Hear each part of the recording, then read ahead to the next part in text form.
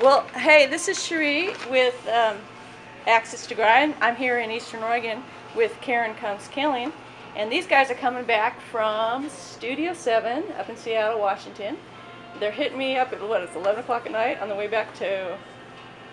Oh, yeah, it's almost 12. Oh, 12 in Boise, Idaho. Oh, or 12 is when they're going to be, it's 12 in Boise.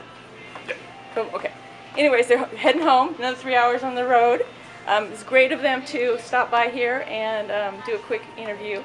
They are traveling in support of the Haze, Smoke and Haze Concert Series in support of Rock the Mountain, right? Yes, ma'am. Yes. Yep. And we also have Tim Hobart right over here, Smile, Tim. who is organizing this whole concert series and Rock the Mountain. And Rock the Mountain. Yay! This is golf clap. Yay!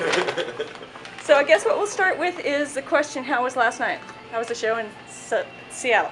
It was a good time. We enjoyed ourselves. It's kind of biting our teeth on or breaking our teeth as far as getting into the touring stuff, things like that. And Tim makes it really easy for us, being kind of a chauffeur as far as that goes. And it's good to get into to understand what the other markets are looking like and what the other scenes look like and where metal stands and where it all stands as far as that goes. And it's a kind of a revealing deal. It's fun to be nervous again, to play in front of some new faces and not have your name follow you there, I guess, before, you know. Well, I'm glad you mentioned that, because the last time I saw you guys on stage, I know that you saw me in the crowd, because it was at Knitting Factory and there was a crowd of 800 people, so I know you recognized me in the crowd. Oh, that was you, right? Yeah, that was me. It was an amazing show. I'm still just in awe about that show. It was your CD release and it was amazing. So anyways, I'll stop being giddy and go on to the next question. So can you tell us a little bit about how the band is progressed to this point? How'd you start and how you got to this point? Oh man, you're gonna need a little bit more than 3 to 4 minutes on that. Oh. No, actually, we were all contacted by a woman named Karin, a serial killer. We all started in different bands here in Boise, Idaho, and it was actually Scott and Stymie that they got together and was contacted first in all of this. And basically, we were all approached in the same way and decided that this woman wanted us to put her message out, and this is kind of the interpretation of things that she's given us and things that we've seen and some of the things that she is probably going through. So from that point, we got together. We've been together for what, about 4 years now or so, 4.5 years now or whatever, and it's just been grinding on it. You know, we practice our asses off and we play hard and we work hard and we had a lot of fun with it. So. Well, that's an interesting story. I suppose I should have researched that a little bit more instead of being shocked. It's on the website. Check it out. Oh, okay. Oh wow. Okay. That was the edited short version of it.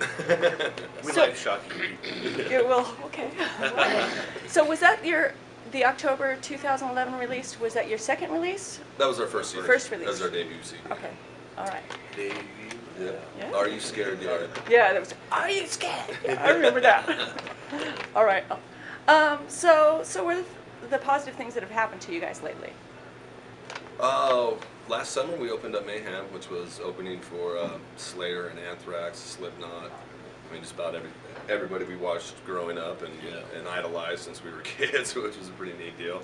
We do an annual massacre down there at the Knitting Factory. Last year was real successful. The year before that we sold the place out, turned away about 85 people, and it was a crowd of 1,200. This year was about 960, about the same deal, playing some local bands down there. One of the bands he used to be in, and good friends of ours, Black Tooth Grin, stuff like that. So it's, I don't know, it's always been peaks and valleys. I mean, it does. Some days there's days out there where we're playing to 4 people, and some days we're playing to, you know, close to 1,000. So. Yeah, I've been there. It's great.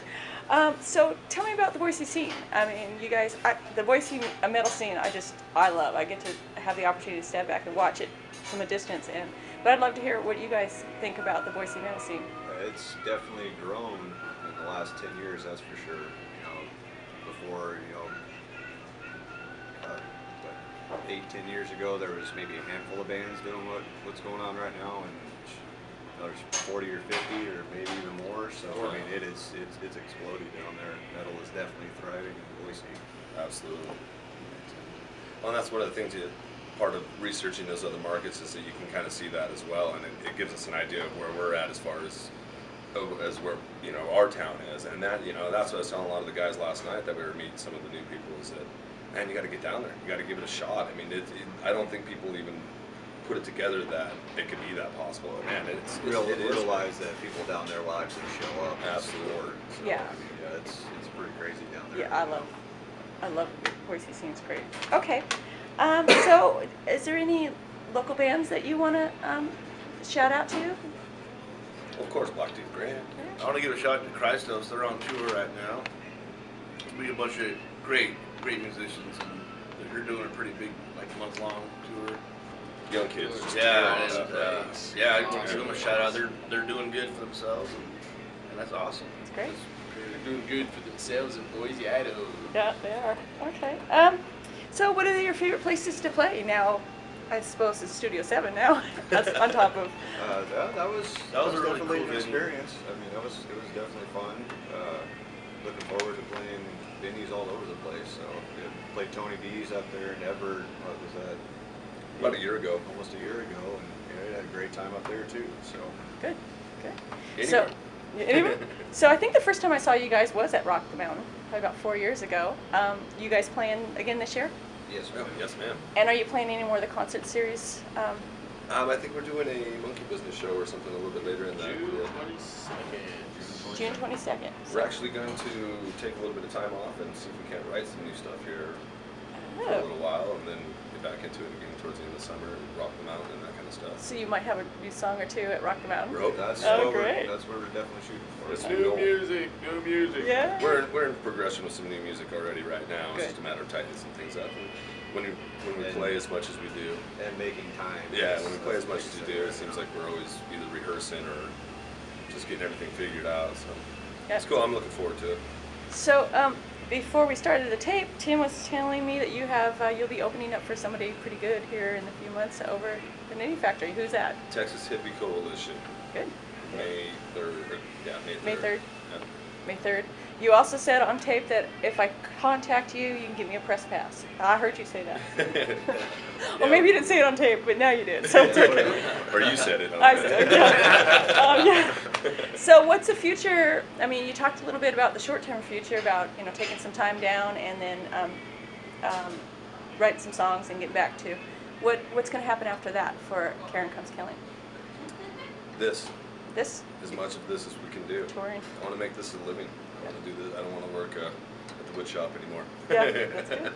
So that's where our ultimate goal is. We've got a couple key pieces that we need to put together, and it's still a little bit of kind of a touring rig for ourselves situation, and just basically playing it out. I mean, we're kind of cutting down our Boise shows just a little bit because fan base kind of goes sporadically a little bit after. Obviously, the introduction of new music will help with that, but I mean, right now the road is beckoning us. This is the way I feel it. Yeah, it's awesome. Good. Well, is there anything else that you want to say, to anyone out there? Well, I want to thank Access to Grind Yeah, for absolutely.